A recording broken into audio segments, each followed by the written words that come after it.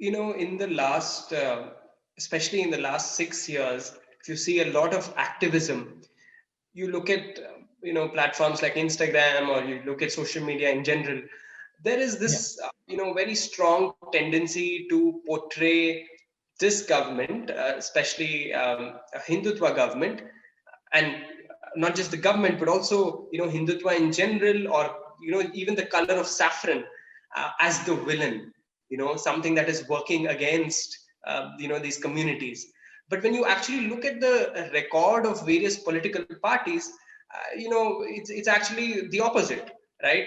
You look at the Congress government, you look at so many other governments. So how do you look at these political and the partisan sort of positioning of a lot of this activism? How do you look at that?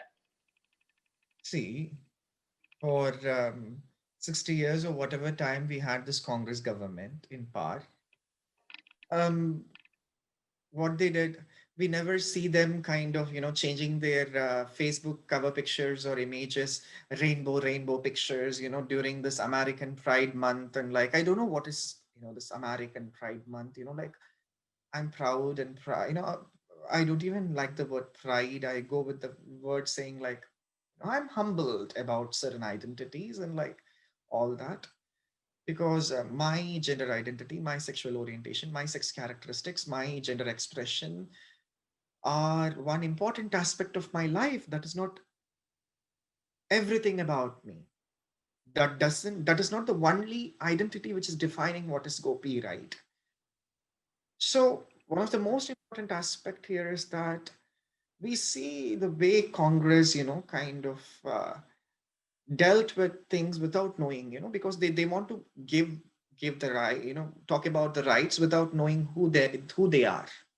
So they took the Eurocentric and the American approach without understanding the Indic perspectives or the Indic approach. You get it, right?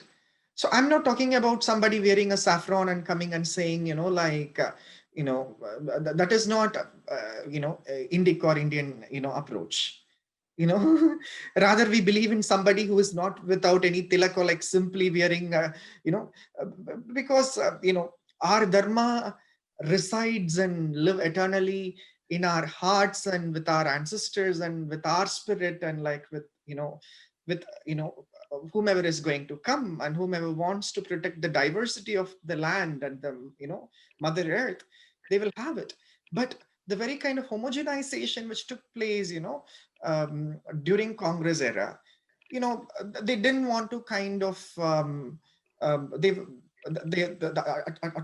additional solicitor general or the solicitor general was not okay with decriminalizing homosexuality at the time. Not even a single gender specific policies or law were passed. I don't know where Shashi Tharoor went during that time.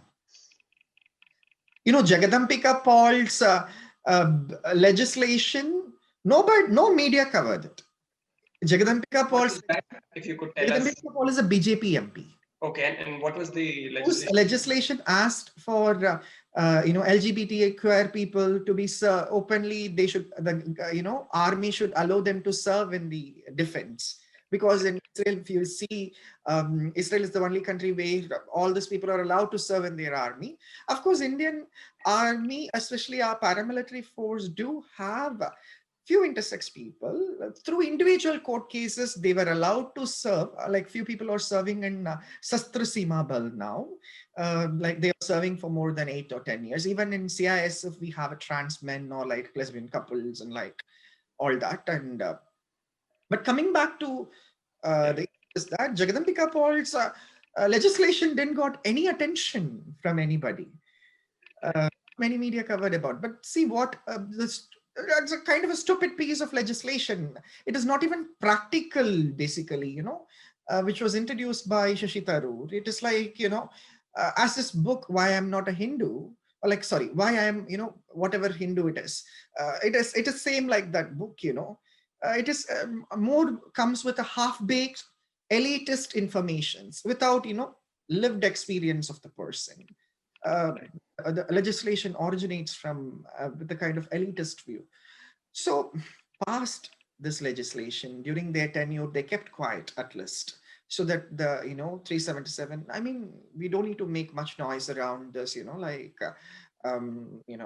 what is natural or unnatural, anal or oral, or like penetrating all this things. Like, yeah, at the end of the day, we have a law which kind of which was discriminatory towards certain sections in the society, which was kind of read down. The effects were read down, and the law was interpreted by the Supreme Court.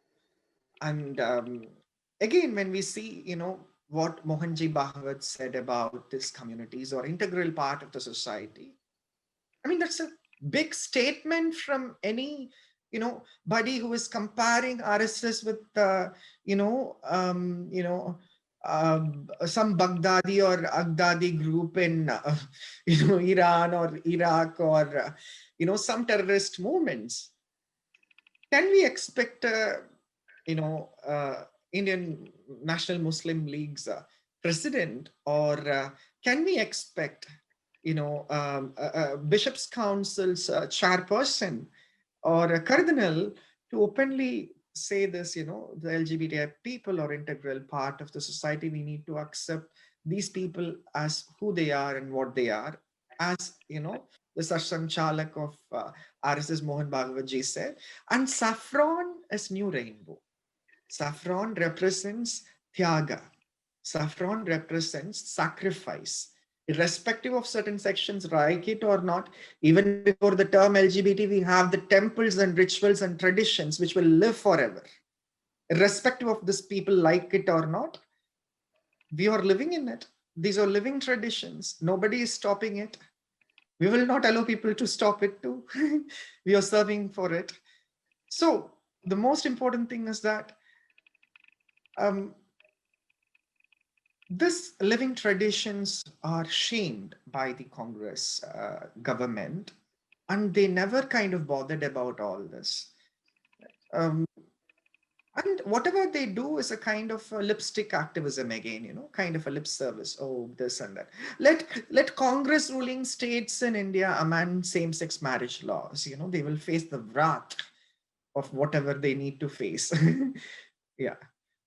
Let Congress ruling states in India first, kind of accommodate the people of diverse SOGI identities in a more dignified way with gender specific laws.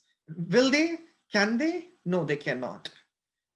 All they can do is they can post a status on their Twitter or Facebook, and and they can kind of change the cover picture.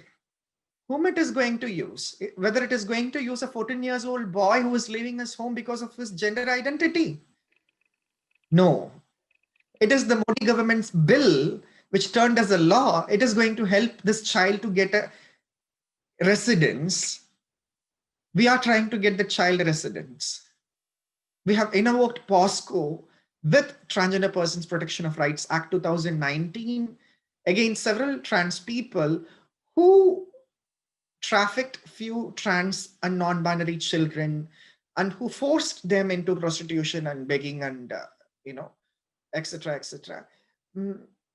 So we are working on it. The sad thing is that the people who are working on the other side have no financial resources, no human resources, or like people to support. All we have is knowledge resources. We kind of try to we have created certain knowledge resources in a more inclusive manner, and we don't want certain diverse like kind of a group of people who are highly destructive to control the knowledge resource. And yeah. Right, Gopiji. I think it's very important, especially for those who are looking at these issues from a distance, to realize that things at the grassroots matter much more than, like you said, very cosmetic sort of an activism. And I think you've brought it out very well in different issues that we've touched upon. Um, I would like to close it there, Gopi ji, but it has been a very fascinating discussion.